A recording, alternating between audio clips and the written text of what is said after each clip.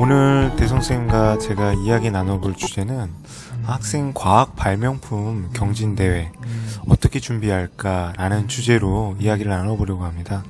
지금 코로나19 상황이라 학생들의 교육활동들이 많이 위축이 됐는데 또 그런 만큼 학생들에게 의미 있는, 특히 과학 분야에 관심이 많은 학생들한테 의미 있는 지적인 자극이 필요하거든요. 그럴 때 이제 어떤 수상을 위한 목적이나 진학을 위한 수단이 아니라 학생들에게 동기부여를 위해서 이런 과학 발명품 경진대회에 참여는 나름의 의미가 있다고 생각합니다. 그래서 저희 준비했죠. 과학 발명품 경진대회에 최고 권위자, 저희 자칭 최고 권위자이신 대성쌤의 좀 이야기를 들어보고 싶어요. 우선 이 대회는 어떤 대회인지 한번 소개를 좀 해주셔요. 그 학생 과학 발명품 경진대회는요, 단순히 이제 발명품만을 만드는 게 아니라 그 아이들이 그런 과학 탐구 속에서 시행착오를 겪고 문제를 해결하고 그러면서 과학적 그런 사고력을 키우는 그런 대회입니다. 그러니까 저희가 흔히 생각하는 이제 학생들 과학 관련 대회들이 참 많습니다. 뭐 과학의 달 즈음에서 이루어지는 교내 과학 행사나 그리고 교육지원청이나 교육청 단위에서 이제 과학 관련 대회들이 많이 운영되고, 그리고 또 비영리 사단 법인이나 각종 단체에서 이제 과학 대회를 많이 이제 운영을 하는데, 이제 이 과학 발명품 경진대회만큼은 그런 대회들 중에 또 오랜 역사와 전통을 갖고 있는 대회죠. 그래서 이제 미래창조과학부인가요? 맞습니다. 네, 미래창조과학부나 그리고 창의과학재단인가 과학창의재단인가요? 그 창의과학재단에서 이제 주관을 하시고, 또 시도교육청에서도 이 대회를 담당하는 이제 주무부서가 있습니다. 그래서 그런 관련 공문들에 의해서 이루어지는 아주 공신력이 있는 대회라고 할 수 있습니다.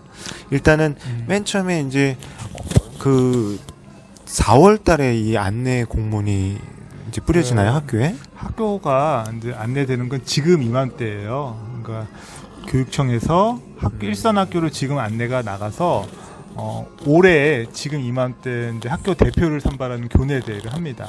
그리고 내년 4월에 이제 시도 대회, 그리고 한 7, 8월에 전국 대회가 실시가 됩니다.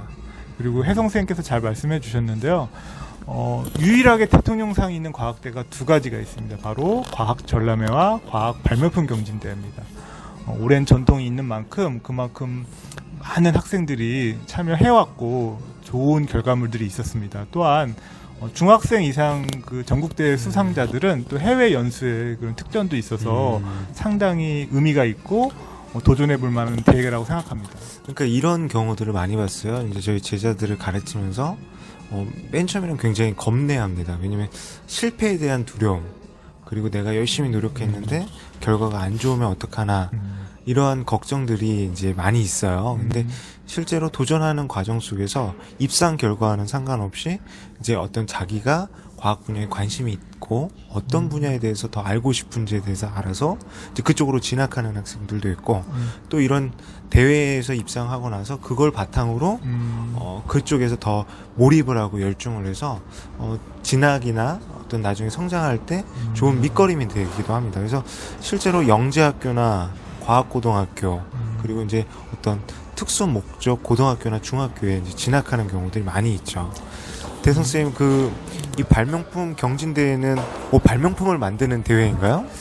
그러니까 지금 대회 이름을 가지고 학부모님들이 오해를 하시는 경우가 있어요. 뭔가 상용화되고 이게 이제 뭔가 제품으로 생산되고, 물론 특허도 내고 제품으로 생산되는 경우도 있지만, 이 대회 주안점은 어린 꼬마 과학자인 학생들이 시행착오를 극복하고 또 이 대회에서 좋은 결과물을 얻기 위해서는 공적인 목적으로 하면 더 좋습니다. 그래서 그러니까 우리 대성쌤은 또 이제 다 이제 가정통신문이나 공문으로 안내되는 내용을 말씀해 주시는데, 제가 이제 이걸 말씀드릴게요. 제가 이제 질문을 할 테니까 그거에 대한 답변을 해주세요. 왜냐하면 그래야지 정말 필요한 정보. 자, 그러면 제가 이제 이 얘기부터 하겠습니다. 과학 발명품 경진대회는 처음에 그 발명품에 대한 아이디어를 갖고 그 계획서를 갖고 심사하는 대회인가요? 그러니까 보통 교내대회 같은 경우는 이제 발명품 경진대 교내대회는 그림으로 혹은 간단한 보고서로 이렇게 제출을 해서 심사를 받는 경우가 많고요. 저도 한 5년 이상 그런 대회를 운영하고 또 전국대 지도를 했었는데 그 교내 대회에서 가장 중요시 하는 거는 그 발명 아이디어입니다. 그러니까 이게 구체적이지 않더라도 뭔가 가치가 있다. 아까 제가 말씀드렸던 이제 이 학생 과학 발명품 경진대회만의 특징이 있습니다. 이 공공적인 목적 그리고 뭐 이렇게 장애 뭐 조금 소외된 이웃을 조금 도움을 준다거나. 진짜 이거 제가 대성쌤한테 항상 말씀드리고 싶은 건데 조금 풀어서 이야기해 주세요. 제가 요거 한번 물어볼게요. 이제 우리 학생들이 이제 영재 학생들이나 또 일반 학생들 또 이제 남학생들은 대부분 과학, 소프트웨어, 로봇 이런 분야에 관심이 다 많은 편이거든요. 그래서 이 부모님들께서 과학 발명품 경진대에 나가보렴 할 때 제일 먼저 도움을 받는 곳이 이제 학원이에요.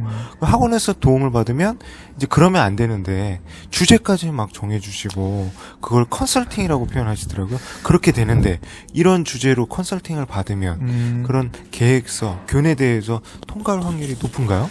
그 유명한 과학학원에서 정말 고액으로 컨설팅을 받고 근데 대회를 냈다고 한 학생이 있는데 그거를 제가 근데 분석을 해보니까 그 전국대회에서 수상한 작품을 약간 바꿔서 이제 그게 교내대회에서 수상할 수 있는 수준 혹은 시도대회까지 상을 받을 수 있는 수준으로 디그레이드해서 내더라고요. 그래서 전국대회 나갈 경우에는 그 교내대회 말씀드린 그렇죠. 표절의 위험이 있기 때문에 제가 보기에는 물론 다 그런 건 아니지만 실제로 그런 고가의 컨설팅을 낸다고 해도 좋은 효과를 내기는 어렵습니다. 그러니까 이게 저 좀 정리를 해보겠습니다. 저도 이제 심사를 해보면 교내대회에 출품되는 작품들이 딱 이게 어른이나 또 어떤 타인이나 학원이나 또는 전문가의 도움을 받았다는 게 느껴지는 게 뭐냐면 주제의 패턴이 대동소이한 거예요.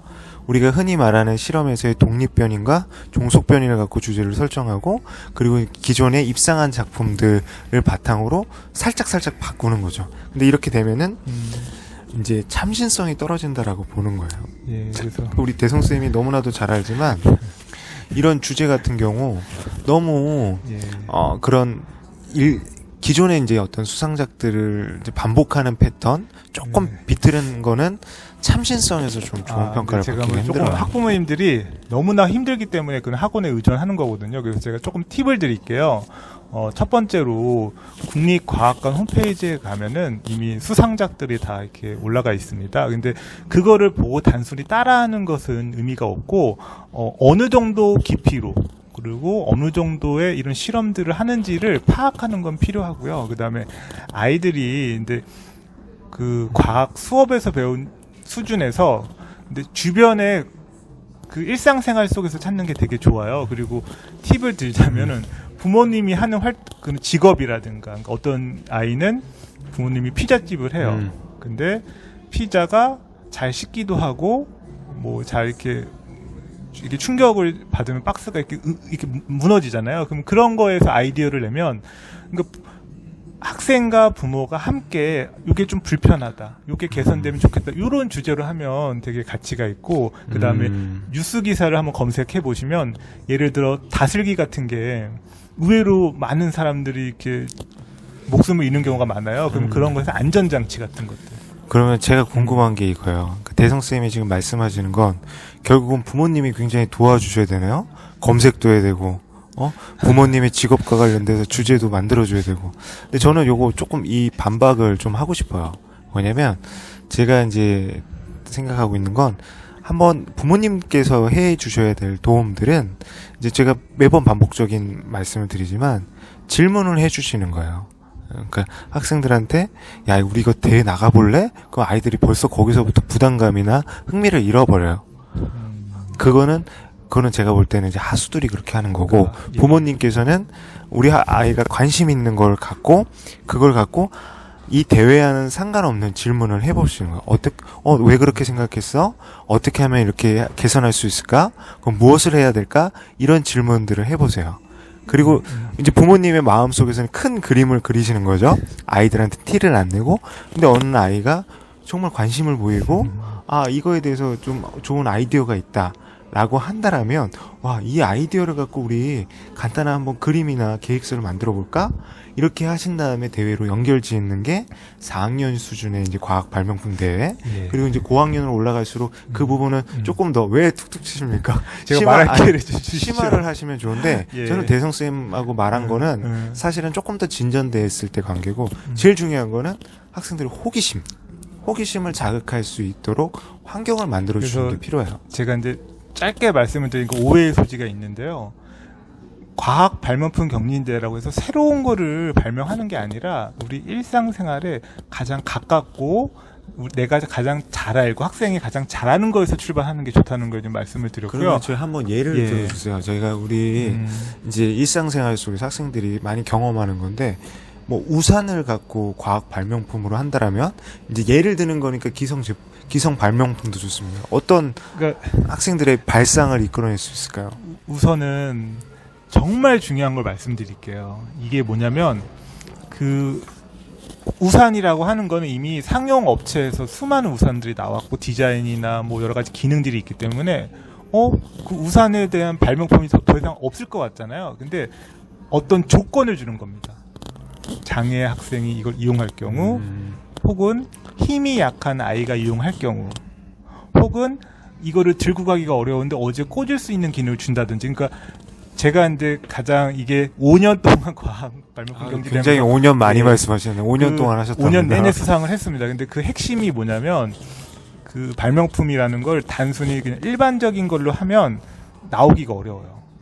그리고 제가 보기엔 학생 눈높이에서 어린 학생으로 제약을 준다거나 사회에서 소외된 계층으로 준다거나 특정 영역을 조건을 줌으로써 그 발명품이 가치가 생깁니다. 그래서 실제로 전국대 뭐 금상 이상의 작품 중에 전기 콘서트가 있어요. 근데 거기에 자물쇠를 단 거예요. 그러면 학부모님들 한번 생각해 보십시오. 그게 뭐 대단한 발명품이야. 뭐 특별한 거 아니잖아. 근데 그 콘서트는 열쇠가 있어야지만 빠집니다. 그러면 이게 무슨 의미가 있어? 무슨 경제성이야? 근데 그 아이는 그거를 응급실에 생명 유지 장치를 쓰는 환자가 이용하는 그런 유지 장치의 전기 코드는 자물쇠가 있어서 그거 없이는 절대 코드가 안 빠지게 한다라는 특정 조건을 제시함으로써 그 가치가 빛을 발할 수 있었거든요. 또 한 가지 예를 들자면 수도꼭지가 있어요. 근데 보통 아이들은 뭐 상관이 없지만 휠체어를 이용하는 장애 학생이 그 수도꼭지를 칠 때 수도꼭지의 방향을 이렇게 자유자재를 이렇게 틀 수가 있다면 그 아이가 편하게 쓸 수 있겠죠. 그래서 그런 특정 조건을 줌으로써 발명품이 되게 생명을 갖고 되게 타당성을 갖게 된다는 겁니다. 그 생활 속에서 작은 아이디어를 갖네요. 근데 그런 작은 아이디어 같은 경우가 이게 있어요. 발명품 경진대에 나오는 학생들 보면 부모님이나 선생님들이 약간 짜내는 느낌이 들은 경우가 많아요. 근데 저는 이제 발상도 실험이라고 생각하거든요. 사고력 실험이라고 생각하는 거예요. 그래서 저희가 생각하는 것, 전혀 상관없는 것을 연결 짓는 것, 그리고 어떠한 단계에 의해서 자기 아이디어를 구체화하는 거. 우리 대성쌤이 디자인 싱킹에 또 조예가 깊으시잖아요. 디자인 싱킹으로 한번 예를 들어주시면 어떨까요? 근데 디자인 싱킹은 이제 디자이너가 이 디자인 작품을 그 고객과 끊임없이 수정하고 또 소통하고 다시 또 최종안을 도출해 나가는 여러 가지 반복적인 과정을 이런 발상에 도입을 한 거예요. 그래서 처음에 현장의 요구를 듣고 공감하고 프로토타입을 만듭니다. 그리고 다시 사용한 다음에 다시 처음으로 돌아가서 그 또 한번 의견을 듣고 프로토타입을 수정하는 과정을 거치면서 여러 번의 수정 과정을 거쳐서 최종 작품이 나오는 그런 디자인 사고입니다. 이제 저희 여러 이제 구독자님들에게 말씀드린 건 대성쌤을 정말 아끼는 사람으로서 제가 조금 비판하면 왜 이렇게 어렵게 말합니까? 좀 쉽게 말하면 안 되세요? 저희 이 디자인 싱킹이라는 것은 회사에서 새로운 제품을 만들기 위해 겪는 그런 집단 의사결정 과정이라고 보시면 돼요. 첫 번째 단계가 공감적 관찰을 합니다. 그러니까 관찰이라는 것은 나의 입장에서 타인을 바라보는 거잖아요. 근데 거기서 공감이란 말이 들어갑니다. 그럼 타인의 입장에서, 그건 사물이 될 수도 있고 다른 사람이 될 수도 있겠죠. 그 사람의 입장에 대해서 그 상황을 보는 것이죠. 그 다음에 이제 아까 대성쌤이 말한 것처럼 확산적 사고로 다양한 아이디어를, 이때는 중요한 게 뭐냐면 이제 부모님이 해줄 수 있는 도움은 아까 질문이라고 말씀드렸는데 학생들이 다양한 아이디어 허무맹랑한 얘기를 하면 절대 무시하시면 안 됩니다. 다 들어주시고 그리고 그 다음에는 제가 우리 수렴적 사고 기법들이 있어요. 그러니까 뭐냐면 그런 아이디어를 표로 정리한 다음에 거기서 정말 가치로운 거, 유용한 거, 그리고 독창적인 거를 이제 하이라이팅, 히팅이라고 하죠. 찍어서 점수를 매기는 거예요. 그 아이디어를 산출하고 그리고 그걸 바탕으로 이제 아이디어를 구체화시키는 거죠. 아까 프로토타입이라고 그랬는데 어떤 하나의 초안을 만드는 거라고 볼 수가 있을 거예요. 근데 이런 과정들이 참 아까 우리 대성 선생님이 말한 것처럼 착착착착 이루어지면 좋은데 굉장히 어려움을 겪는 상황들이 있어요. 그게 뭐냐면 교내 대회에서 같은 경우에서 학생들이 그런 과정들은 생략되고 단순히 그냥 계획서 틀 자체가 딱 주어지거든요. 그 틀에 맞춰서 넣게 되니까 약간 억지 춘향이 돼버려요.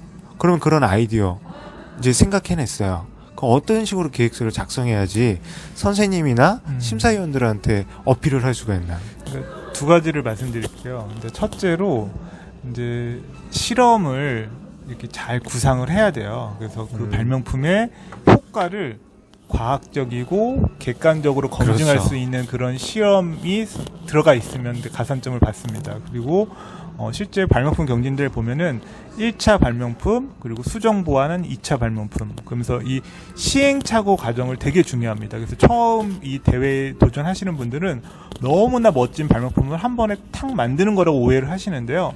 이 시행착오를 잘 거친 거를 뽑는 거고요. 사실은 그 과정을 봅니다. 그래서 결과물은 어떻게 보면 그냥 그림으로 나올 수도 있고 설계에 대해서 끝날 수 있지만 그 과정에서 아이의 많은 고민과 탐구 이런 실험 정신이 보여진다고 하면 우수한 점수를 받고요.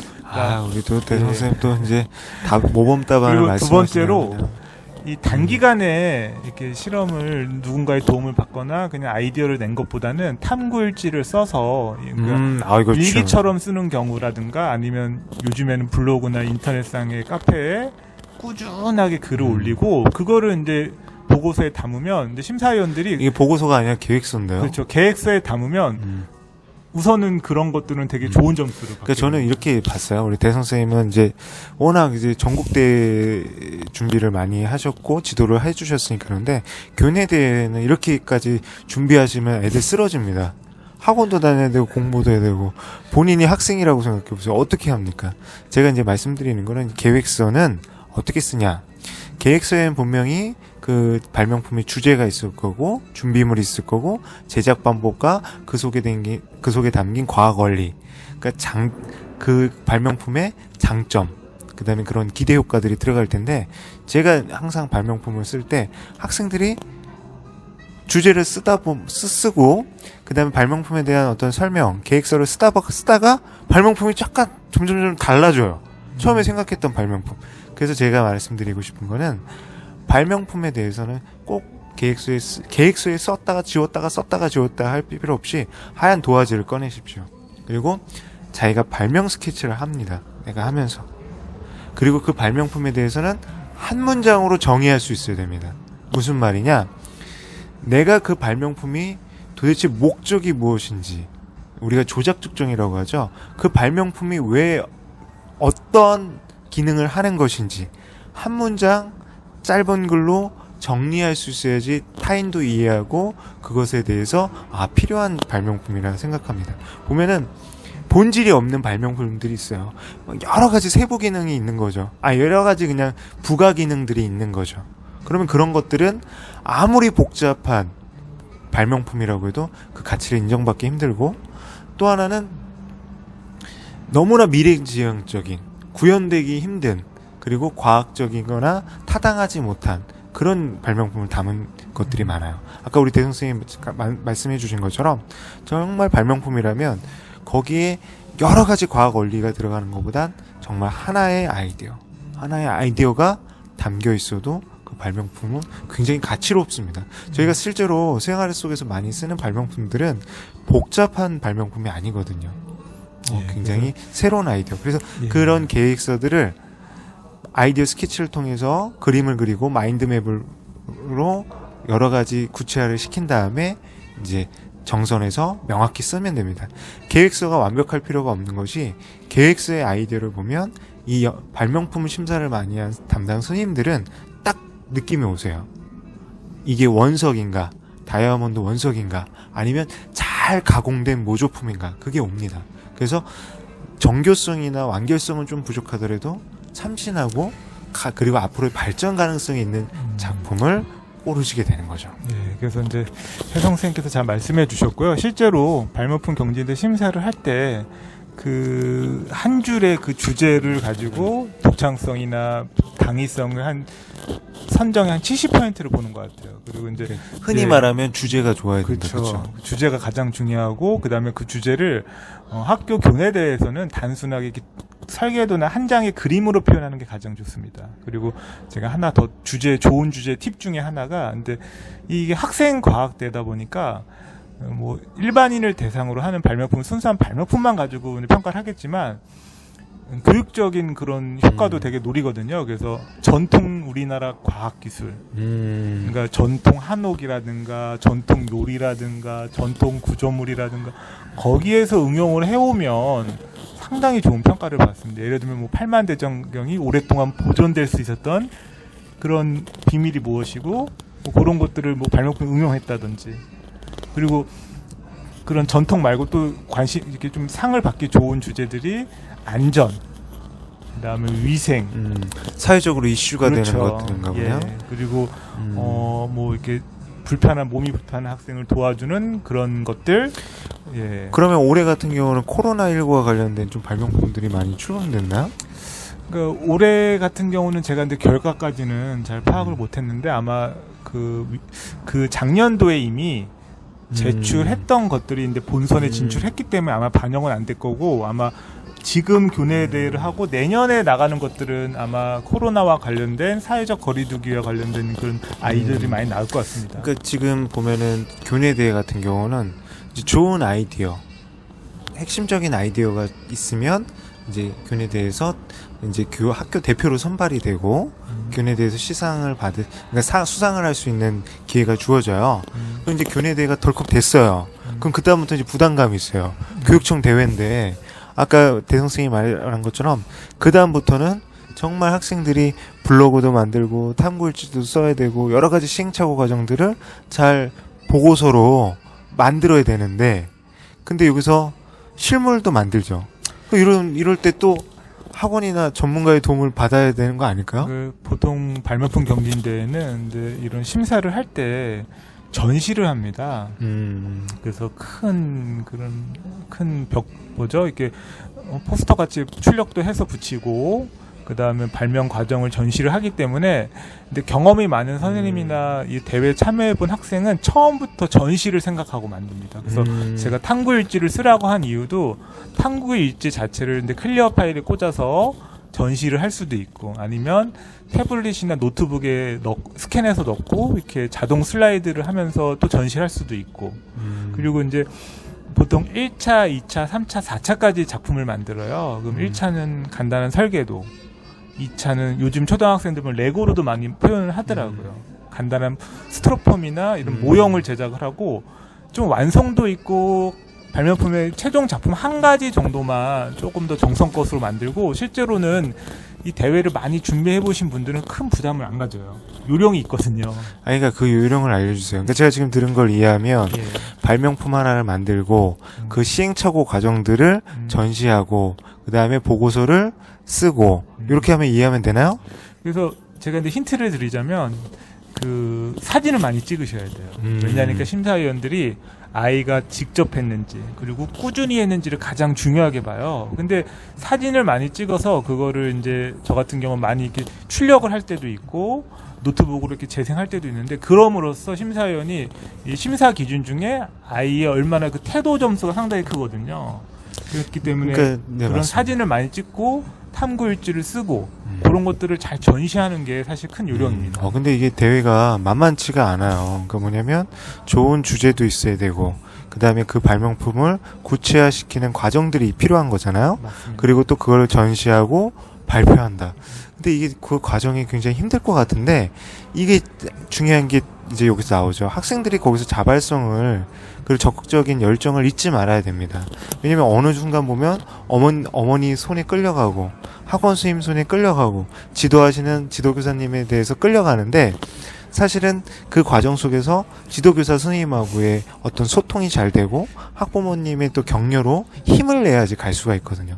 그리고 여기서 그 과정들에 대한 얘기는 우리 대선생님이 더 해주겠지만 예, 예. 그 과정을 딱 마치고 났으면 엄청나게 성장합니다. 맞습니다. 정말 그러니까, 그거 자체가 예. 정말 주변에 있는 친구들이나 영재학급에 속해 있는 학생들 그 이상으로 성장하게 돼요. 그러니까 제가 이런 지도했던 아이들이 대부분 특목고나 과학고를 많이 갔어요. 왜 그 학생들이 가게 되냐면 이 연구 주제를 설정하고 시행착오를 이겨내면서 실험의 결과물을 끄집어내고 심사위원 앞에서 발표하는 게 사실은 특목고나 과학고에 가서 하는 연구랑 거의 흡사하거든요. 그거를 연습해보는 좋은 계기가 되고 경험이 됩니다. 그리고 제가 이제 그 과학교사로서의 정말 큰 팁을 드리자면 큰 팁. 예, 이거 정말 중요한 팁입니다. 그 학생이 대회를 할 때 저는 그 학생의 꿈을 자꾸 물어봐요. 그리고 그 꿈과 이 대회와 연결을 줘줘요. 예를 들면 로켓 전문가가 되겠다는 거예요. 근데 이 아이가 발명품을 만드는데 이게 연관성이 없을 것 같지만 이 발명하고 과학 탐구하는 과정에서 로켓이 나오거든요. 로켓의 원리가 들어가요.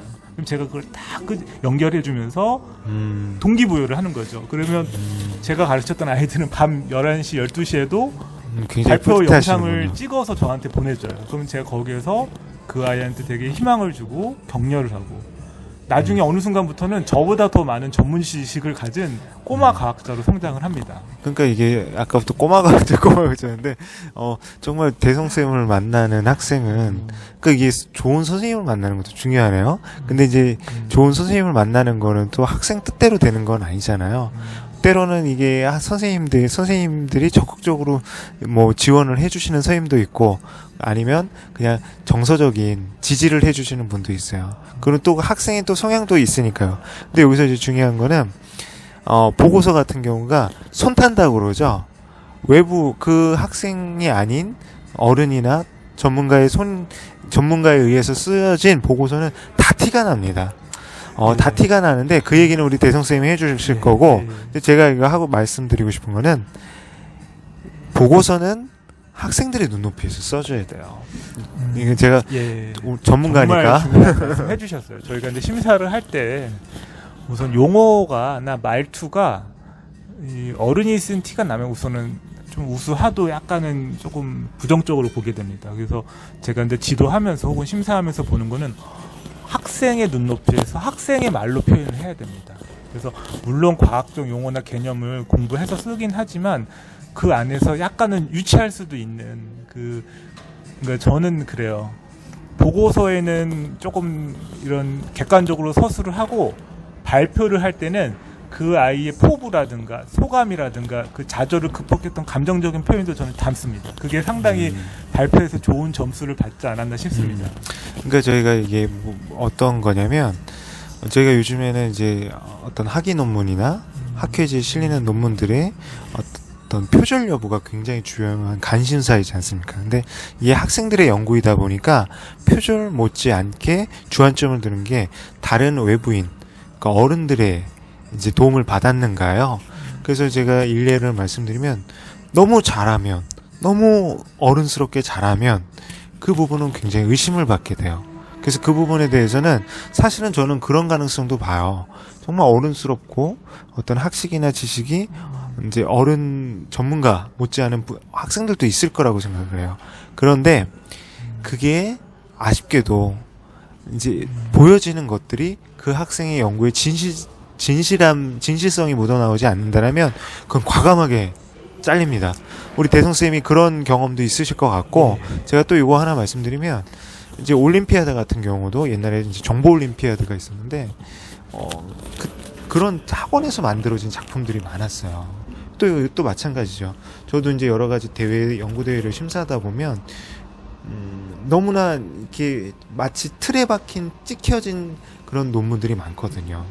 연구과제 3개, 그리고 연구과제 1의 어떤 기술 형태, 그리고 실험 설계, 그리고 그런 기대 효과, 그냥 단어 조합만 바뀐 것 같은 것들도 많이 있어요. 근데 저희가 이 시간이 점점 늦어지네요. 우리 대성 선생님이 얘기를 하고, 예. 요건 좀 우리 예. 설명서 작성이나 발표 이런 좀 방법적인 측면에 대해서 많은 관심이 있을 것 같은데, 그거는 저희가 2부에서 얘기를 하겠습니다. 우리 대성 선생님이 하고 싶은 얘기가 있으시죠? 있습니다. 예, 저희 줄탁동시라는 사자성어가 있습니다.